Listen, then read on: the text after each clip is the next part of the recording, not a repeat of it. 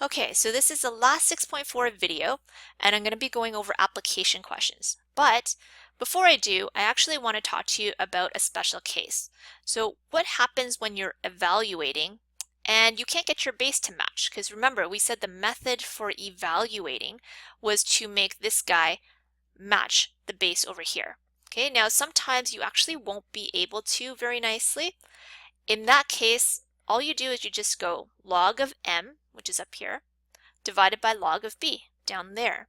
That's how you're going to leave it if you're not allowed a calculator. If you're allowed a calculator, you just punch this into your calculator and figure out what it equals to. Okay, so I think it's a little bit easier if I show you maybe some questions. Okay, so here's example number 5, a continuation of the last video. Now, evaluate. The method behind evaluating is to match your bases. Okay, so get 100 to be 5 to the power of something, except 5 to the power of something will not give you a nice 100. Okay, so the only thing we can do is if you don't have a calculator, you go log of the 100 divided by log of the 5, and you leave it like that. If you do have a calculator and you're asked to round it, then you're just going to put it into your calculator and round it. This is also something that you can do if you're just trying to figure out what this equals to, but you don't have that special button on your calculator where you can actually change this number and change this number.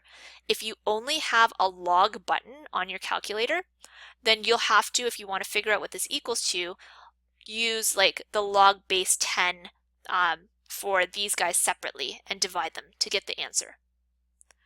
Okay, so the next one. Again, I can't get 73 to be 3 to the power of something to match that guy. So what I'm going to do is I'm just going to go log 75 with the base of 10 divided by log 3 with the base of 10. Punch that into my calculator if I want to, and I get 3.93. Now the last question is a little bit more complicated with this exponent, but we've learned a way to deal with that. You just use your power rule, bring it to the front, and it's 2 times this entire log, and since I can't get 18 to be the same base as that 4, I'm just going to go 2 times log 18 over log 4. Okay, and that's going to be, this is approximately 2.08, and then I'm going to double it with the red 2, and I'm going to get 4.17 approximately. Now another way that you could do this is you can actually just don't use like the power law, and you can just go log of the 18 squared divided by log of the 4. So just taking the log of this thing all together in the numerator. You'll get the same answer either way. Okay, but if you need to show the power law, this is the correct method to do it.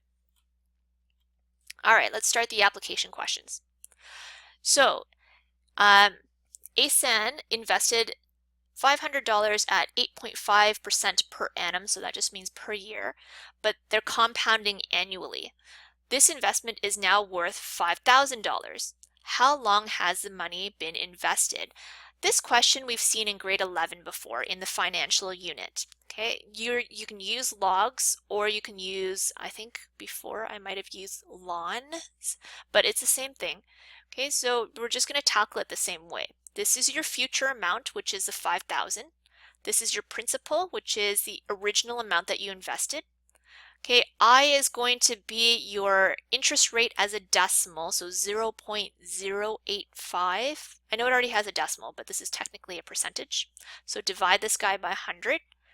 And since it's compounded annually, remember to take this number as a decimal, divide it by 1 for annually. So that doesn't really change it. Your time is going to be what you're looking for. Okay, so here we go. That's it right there. And what you're going to do is you're going to start to solve. So your exponent is all the way here. What we have to do is we got to get rid of that 500. Divide it out on both sides. You get 10 on the left side. Okay, now to solve this, this looks just like what we saw in the second 6.4 video when we were solving, right? You have to log both sides because this is exponential form. We want to change it to log form.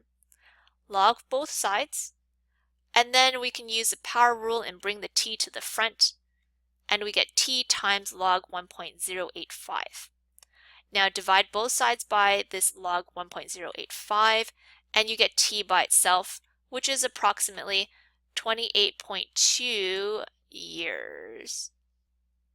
Okay, let's look at one last example. Example number 7. Idris works in a laboratory that uses radioactive substances. The laboratory received a shipment of 200 grams of radioactive radon, and 16 days later, only 12.5 grams of the radon remained.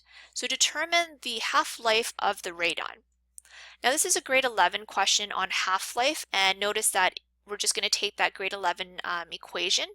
Okay, so this is the final amount, which is 12.5 grams remainder.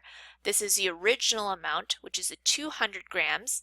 Okay, and then you have half for half-life. You have T, which is the random amount of time that they gave you, but you're trying to figure out the H, which is the actual half-life of the chemical. Okay, so there you go, right there. Now, I think I'm going to need a little bit more room, so I'm just going to do this on a separate slide. Get rid of that 200 by dividing it out on both sides. It's just like the question that we saw before in terms of investing. You're going to get 0.0625, and that's going to equal to the 1/2. Now I just changed it because, I don't like fractions and decimals. I'm going to work with decimals. I think I might not actually have to change this to a log.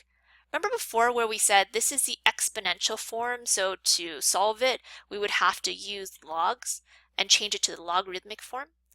The thing is, well, I actually know what this is with the same base. So 0.5 to the power 4 gives you this guy. So now that the base is matched, I actually didn't need to use log at all. You can if you want to, but it doesn't really matter. You'll get the same answer. So since I know that, since the bases match, this indicates that your exponents are going to equal to each other as well. So 4 is equal to 16 over h. To solve for h, I'm going to cross multiply because there should be a 1 underneath. Okay, so 4h is equal to 16. And then to get h by itself, I'm going to divide by 4 on both sides. 16 divided by 4 is 4. So in this case, the half-life of that radon is 4 days. Okay, so that was a lot of work. 3 videos on 6.4, but you know what? If you don't understand the different methods to tackle all of these different questions, you're going to get confused on a test where you're going to see all of these types of questions together. Okay, so if you need to watch again evaluating types of questions, watch the first 6.4 video. If you need to know how to solve, watch the second 6.4 video. And if you know how to do, or if you need to know how to do application types of questions, watch this video again. Okay, if you have any questions, just shoot me a comment.